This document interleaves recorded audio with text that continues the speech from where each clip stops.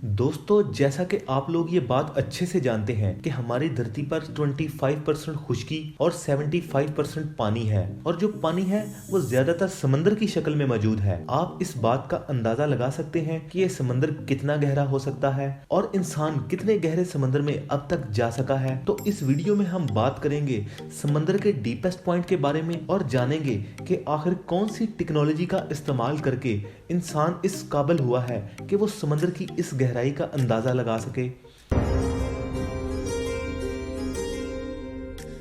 The info deport की इस video में आपका वेलकम करते हैं। धरती के 25% वाले हिस्से पर खुश्की है, लेकिन हम 25% वाले हिस्से को भी अभी तक 50% ही एक्सप्लोर कर पाए हैं, क्योंकि धरती के 50% वाले हिस्से ऐसे हैं जहां बड़े बड़े जंगलात, सहरा और कुछ हिस्से तो ऐसे भी हैं जो मोटी बर्फ की चादर ओढ़े हुए हैं। हम अगर 25% वाले हिस्से को अभी तक पूरी तरह एक्सप्लोर नहीं कर पाए, तो क्या आप इस बात की तवक्को कर सकते हैं हमने 75% वाले हिस्से को पूरी तरह एक्सप्लोर कर लिया होगा? जदीद टेक्नोलॉजी के बावजूद भी समंदर को अभी तक पूरी तरह एक्सप्लोर नहीं किया जा सका, क्योंकि जैसे ही समंदर की गहराई बढ़ती जाती है वैसे ही पानी का प्रेशर भी बढ़ता जाता है। समंदर की सरफेस से 40 मीटर की गहराई तक स्कूबा डाइवर को जाने की इजाजत होती है। 90 मीटर की गहराई के बाद इनको बहुत ही ज्यादा एहतियात से काम लेना पड़ता है, क्योंकि 90 मीटर की गहराई के बाद पानी का प्रेशर इतना ज्यादा होता है कि इनके जिस्म के मुख्तलिफ हिस्से काम करना छोड़ जाते हैं। आप इस गहराई का अंदाजा कुछ यूं लगा सकते हैं कि अमेरिका के स्टैचू ऑफ लिबर्टी के टॉप पर खड़े होकर जमीन को देखा जाए, क्योंकि अमेरिका के स्टैचू ऑफ लिबर्टी की हाइट 93 मीटर है। इन सारी बातों के बावजूद ऑस्ट्रेलिया के फ्री डाइवर हर्बर्ट निच ने जून साल 2012 में 214 मीटर गहरे पानी में गोता लगाकर एक रिकॉर्ड बना दिया था। ठीक इसके 2 साल बाद 18 सितंबर 2014 को इजिप्ट के अहमद गब्बर ने 332 मीटर गहरे पानी में गोता लगाकर एक वर्ल्ड रिकॉर्ड बना दिया था। अगर अहमद 100 मीटर मजीद गहराई में जाता, आप इस गहराई का अंदाजा कुछ यूं लगा सकते हैं कि अमेरिका की एम्पायर स्टेट बिल्डिंग के टॉप पर खड़े होकर नीचे जमीन को देखा जाए, क्योंकि अमेरिका के एम्पायर स्टेट बिल्डिंग की हाइट 443 मीटर है। अमेरिका की सी वुल्फ क्लास सबमरीन, जिसको 1983 में डिजाइन किया गया था, ये भी पानी में ज्यादा से ज्यादा 490 मीटर की गहराई तक जा सकती है। हालांकि ब्लू व्हेल पानी में गोता लगाते ही 500 मीटर की गहराई तक पहुंच जाती है। मजीद अगर समंदर में नीचे जाया जाए तो 850 मीटर की गहराई वो गहराई बनती है जहां तक सूरज की रोशनी नहीं पहुंच पाती। आप इस गहराई का अंदाजा कुछ यूं लगा सकते हैं कि दुबई की मशहूर इमारत बुर्ज खलीफा के टॉप पर खड़े होकर नीचे जमीन को देखा जाए, क्योंकि बुर्ज खलीफा की हाइट 830 मीटर है। मजीद अगर समंदर में 1000 मीटर की गहराई में जाया जाए तो यहाँ से समंदर का वो हिस्सा शुरू होता है जिसको स्केरी जोन कहा जाता है। समंदर के इस हिस्से को स्केरी जोन इसलिए कहा जाता है क्योंकि यहाँ पर मुकम्मल अंधेरा होता है और यहाँ पर पानी का प्रेशर 1500 psi होता है। ये प्रेशर इतना ही होता है कि किसी एक आदमी के ऊपर एक बैल को खड़ा कर दिया जाए। समंदर में अगर 4000 मीटर की गहराई में जाया जाए तो यहाँ से समंदर का वो हिस्सा शुरू होता है जिसे द अबेसल जोन कहते हैं। दोस्तों, अबेसल यूनानी जुबान का लफ्ज है जिसके मायने है पाताल। यहाँ पर पानी का प्रेशर 11000 psi हो जाता है। इस प्रेशर का आप अंदाजा कुछ यूं लगा सकते हैं कि किसी एक कॉइन के ऊपर एक बैल को खड़ा कर दिया जाए।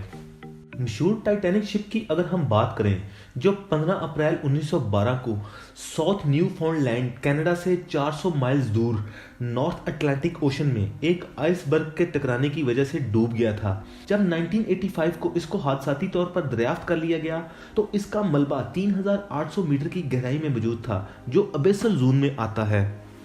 समंदर के इस हिस्से में हमेशा तारीकी रहती है। यहाँ पर दर्जा हरारत 2 से 3 डिग्री होता है। रोशनी ना होने की वजह से ऑक्सीजन पैदा करने वाले पौधे मौजूद नहीं होते।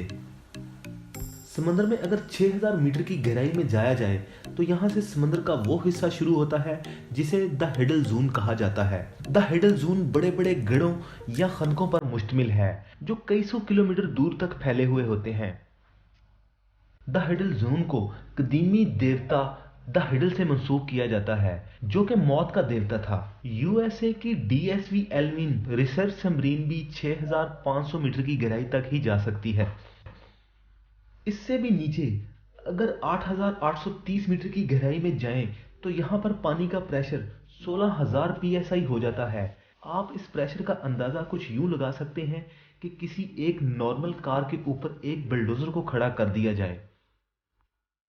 और आप अगर इसकी गहराई का अंदाज़ा लगाएं तो ये गहराई इतनी ही बनती है कि आप दुनिया की सबसे ऊंची चोटी माउंट एवरेस्ट के टॉप पर खड़े होकर नीचे ज़मीन को देखें तो जितनी गहरी ज़मीन होगी तो समुद्र की ये गहराई भी इतनी ही होगी।